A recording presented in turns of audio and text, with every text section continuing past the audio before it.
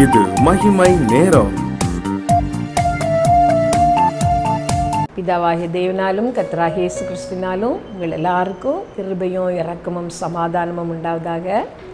இந்த நாளின் செய்திக்கு முன்பாக ஆண்டவருடைய முகத்தை பார்த்து கர்த்தர் இந்த வார்த்தைகளை கொண்டு கேட்கிற உங்களையும் இந்த செய்தியை தருகிற என்னையும் ஆசீர்வதிக்கும்படி ஜெபிக்கலாம். சர்வ வல்லமை உள்ள எங்கள் நல்ல தகப்பனே, இந்த நல்ல நாளுக்காக உம்மை நாங்கள் ஸ்தோத்திரிக்கிறோம்ப்பா.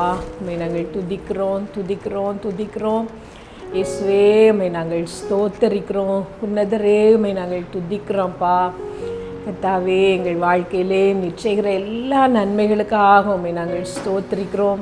பாக்கியமான அனுபவங்களுக்காக, நன்மைகளுக்காக உம்மை நாங்கள் துதிக்கிறோம். கர்த்தாவே, இந்த நாளிலும் எங்கள் எல்லாரையும் உம்முடைய கரத்தில் தருகிறோம். ஏசப்பா, நீங்கள் எங்களோடு பேசுங்க ஆண்டவரே. இந்த வார்த்தைகளை கொண்டு எங்களோடு நீர் இடைப்படோம்ப்பா. ஆவியானுடைய மெல்லிய சத்தத்தை நாங்கள் கேட்க செய்யும். பேசுகிறது நீங்கள் அல்ல, பிதாவின் ஆவியானவரே உங்களிலிருந்து பேசுகிறவர் என்று சொன்னீர். ஆவியானவரே, நீர் பேசும் அப்பா. நாங்கள் கேட்கிறோம். ஒவ்வொருத்தருக்கும் இது பிரயோஜனமாக இருக்கட்டும். 30, 60, 100 பலன் தருகிற நல்ல விதைகளாக எங்களுக்குள்ளால் இது விழுந்து பலன் தரட்டும் ஆண்டவரே. உங்களுடைய கரத்தில் ஒப்பு கொடுக்குறோம். இதனால் உண்டாகிற சகல மகிமையும் துதியும் உமக்கே உண்டாகட்டும். இயேசுவின் நாமத்தில் கேட்கிறோம் ஜீவனுள்ள எங்கள் நல்ல பிதாவே, ஆமீன். இந்த நாளின் செய்திக்காக நான் எடுத்துக்கொண்ட தலைப்பு, இயேசு கிறிஸ்து தன்னை பற்றி சொன்ன ஒரு வார்த்தை. நான் மெய்யான திராட்சை செடி, நீங்கள் கொடிகள். இயேசு கிறிஸ்து தன்னை பற்றி சொன்ன வார்த்தைகள் நிறைய வேதத்தில் உண்டு. நான் மெய்யான திராட்சை செடி என்று சொன்னார். நானே நல்ல மேய்ப்பன் என்று சொன்னார். நானே வழியும் சத்தியமும் ஜீவனுமாக இருக்கிறேன் என்று சொன்னார். இந்த வாரத்தின் ஒவ்வொரு நாளும் கர்த்தர் தன்னை நல்ல செடியாக, திராட்சை செடியாக அவர் சொன்ன அந்த வார்த்தைகளை நாம் தியானிக்கலாம். அந்த யோவான் 15ஆம் அதிகாரத்தை வைத்து நாம் தியானிக்கலாம் என்று நினைக்கிறேன். முதலாவதாக நானே மெய்யான ஒரு வேத பகுதியை வாசித்து விட்டு இதை நாம் தொடரலாம். நான் மெய்யான திராட்சை செடி, என் பிதா திராட்சை தோட்டக்காரர். என்னில் கனி கொடாதிருக்கிற கொடி எதுவோ அதை அவர் அறுத்து போடுகிறார். கனி கொடுக்கிற கொடி எதுவோ அது அதிக கனிகளை கொடுக்கும்படி அதை சுத்தம் பண்ணுகிறார். நானே மெய்யான திராட்சை செடி. இயேசு கிறிஸ்து சொன்ன இந்த வார்த்தையை நாம் தியானிக்க போகிறோம்.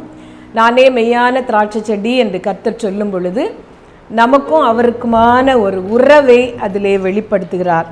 இயேசு கிறிஸ்து திராட்சை செடி, நாம் எல்லாரும் அவரிலே இணைந்திருக்கிற கொடிகள். இந்த வசனத்தை சொல்லிவிட்டு அவர் சொல்லுகிறார், நான் உங்களுக்கு சொன்ன வசனத்தினாலே நீங்கள் சுத்தமாக இருக்கிறீர்கள். பரிசுத்தமாக்கப்பட்டவர்களோடு அவருடைய வார்த்தையினாலே, அவர் அருளும் ரட்சிப்பினாலே சுத்திகரிக்கப்பட்டவர்களோடு அவர் சொல்லுகிற ஒரு வார்த்தை, நான் மெய்யான திராட்சை செடி, நீங்கள் கொடிகள். நமக்கும் அவருக்கும் ஒரு உறவை அவர் சொல்லுகிறார். அதிலே நான் செடி, என்னிலே நீங்கள் நிலைத்திருக்கிற கொடிகள் என்று அவர் சொல்லுகிறார். நமக்கும் அவருக்குமான ஒரு பந்தம், ரட்சிப்பு ஒரு விலையேற பெற்றது. அது ஒருபோது முடியாது என்று தேவ வசனம் சொல்லுகிறது. அந்த விலையேற பெற்ற ரட்சிப்பை கர்த்தர் நம்ம எல்லாருக்கும் இலவசமாக அவர் தந்திருக்கிறார். அந்த வார்த்தையை கேட்கிற நீங்கள் எல்லாரும் இயேசு கிறிஸ்துவின் இரத்தத்தினால் கழுவப்பட்டிருக்கிறீர்கள். உங்கள் வாழ்க்கையிலே ஒரு தடவையாவது இயேசுவே என்னுடைய இருதயத்திலே வாரும், என்னுடைய பாவங்கள் எல்லாம் மன்னியும், என்னை சுத்திகரியும். என்னுடைய புண்ணிய கிரியைகளினாலே நான் என்னை சுத்திகரிக்க முடியாது, அந்த பரலோக பாக்கியத்தை நான் பெற்றுக்கொள்ள முடியாது. என்னை நீர் கழுவினால் ஒழிய இந்த பாவங்களிலிருந்து எனக்கு விடுதலை இல்லை என்று நீங்கள் விசுவாசித்து, அவருடைய இரத்தத்தை விசுவாசித்து, அவருடைய இரத்தத்தினாலே நீங்கள் கழுவப்பட்டிருக்கிறீர்கள் என்று நிச்சயமாக நான் நம்புகிறேன். ரட்சிப்பு என்பது ஒரே நாளிலே முடிந்து விடுகிற ஒரு காரியமல்ல. அது விலையேற பெற்றது. அதை நாம் பாதுகாக்க வேண்டிய ஒரு விலையேற பெற்ற ஆசீர்வாதம் கர்த்தர் நமக்கு தருவது. ரட்சிக்கப்பட்ட நம்ம எல்லாருக்கும் ஆண்டவர் அடுத்து சொல்லுகிற ஒரு வார்த்தை, என்னோடு கூட நீங்கள் ஒரு உறவை ஏற்படுத்தி கொள்ள வேண்டும். ரட்சிக்கப்பட்டோம், ஆண்டோடைய பரிசுத்தாவினாலே அபிஷேகம் பண்ணப்பட்டோம், அவருடைய தண்ணீர் முழுக்கினாலே நாங்கள் ஞானஸ்நானம் பெற்றோம் என்பதோடு நிறுத்தி விடாமல் அதோடு கூட நீங்கள் தொடருகிற ஒரு வாழ்க்கை, அவரோடு இணைந்து தொடர்கிற ஒரு வாழ்க்கையை நீங்கள் ஏற்படுத்தி கொள்ள வேண்டும். அதை கர்த்தர் உங்களிடம் எதிர்பார்க்கிறார். அதுதான் இந்த வசனம் சொல்லுகிறது, நான் மெய்யான திராட்சை செடி, நீங்கள் கொடிகள், என்னிலே நீங்கள் இணைந்திருங்கள் சொல்லிவிட்டு அவர் சொல்லுகிறார், என்னில் இணைந்திருக்கிற கொடி, நிலைத்திராத கொடி எதுவோ அதை பிதா அறுத்து போடுகிறார். நிலைத்திருக்கிற கொடி எதுவோ அது அதிக கனிகளை கொடுக்கும்படி அதை பிதா சுத்தம் பண்ணுகிறார் என்று ஆண்டவர் சொல்லியிருக்கிறார். ஆண்டவர் நமக்கு செய்கிற ஒரு பெரிய கிருபையும் ஆசீர்வாதம், அவரோடு கூட நம்மை வைத்துக்கொள்வது, அவரோடு கூட நமக்கு ஒரு உறவை ஏற்படுத்தி தந்திருப்பது தான். அவர்தான் நம்மை தெரிந்து கொண்டார் அவருக்கென்று. யோவான் 15ஆம் அதிகாரத்தின் 16வது வசனத்தை நான் வாசிக்கிறேன். நீங்கள் என்னை தெரிந்து கொள்ளவில்லை, நான் உங்களை தெரிந்து கொண்டேன்.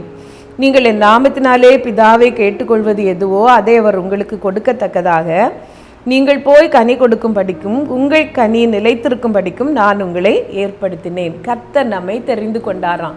நம்ம எல்லாரையும் அவர் எதற்காக தெரிந்து கொண்டார் என்றால், அவருக்காக நாம் கனி கொடுப்பதற்காக, அவருக்காக இந்த உலக வாழ்க்கையிலே நாம் கனி கொடுப்பதற்காக.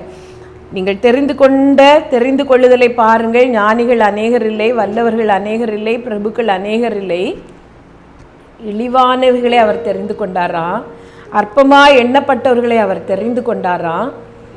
மனுஷரால் தள்ளப்பட்டவர்களை அவர் தெரிந்து கொண்டாராம். இந்த செய்தியை கேட்கிற நீங்கள் எல்லாரும் ஒரு தடவை கர்த்தர் உங்களை சந்தித்த நாளை, உங்களை ரட்சித்த நாளை, அவர் உங்களை தெரிந்து கொண்ட அந்த நேரத்தை யோசித்து பாருங்கள். அழுது கொண்டிருந்தோம், மற்றவர்களால் புறக்கணிக்கப்பட்டவர்களாக இருந்தோம், நாம் எதற்கும் உதவாதவர்கள் என்று நம்மை நாம் நினைத்து கொண்டிருந்தோம். அந்த நாளிலே தான் கர்த்தர் நம்மை தெரிந்து கொண்டார். ஒன்றுக்கும் உதவாத நம்மை அவர் தெரிந்து கொண்டார். அழகில்லாத நம்மை, வல்லவர்களா இல்லாத நம்மை, ஞானமா இல்லாத நம்மை, பேதைகளென்று தள்ளப்பட்ட நம்மை அவர் தெரிந்து கொண்டார். அந்த நாளை நினைத்து கர்த்தரை ஸ்தோத்திரிங்கள். இந்த நாளின் ஆரம்ப நாளிலே இந்த தொடர்பாக நாம் 7 நாட்கள் இந்த செய்தியை தியானிக்க போகிறோம். முதல் நாளிலே உங்களுக்கு நான் தருகிற ஆலோசனை இதுதான், கர்த்தரோடு ஒரு உறவை ஏற்படுத்தி கொள்ளுங்கள். அவரோடு நெருங்கி வாழ ஒரு தீர்மானம் எடுத்துக்கொள்ளுங்கள். கர்த்தர் அதை உங்கள் எல்லாரிடமும் விரும்புகிறார். பணத்துக்காகவும் புகழுக்காகவும் உலக சம்பத்துக்காகவும் நீங்கள் ஆண்டவரை தேடலாம். ஆனால் அது இந்த உலக வாழ்க்கையோடு முடிந்து போகிற காரியங்கள். கர்த்தரோடு நீங்கள் ஏற்படுத்தி கொள்ளுகிற உறவு என்றைக்கும் அது நிலைக்கும், உங்களுக்கு ஆசீர்வாதமாக இருக்கும், அவருக்காக கன்னித்தர உங்களை பலப்படுத்தும். ஆகவே இந்த செய்தியை கேட்கிற நீங்கள் எல்லாரும் இந்த நாளிலே செய்ய வேண்டிய ஒரு காரியம், கர்த்தாவே உம்மிலே இணைந்திருக்கிற ஒரு கொடி நான், உம்மோடு கூட எனக்கு ஒரு உறவை ஏற்படுத்தி தாரோம், ஒரு பந்தத்தை ஏற்படுத்தி தாரோம்.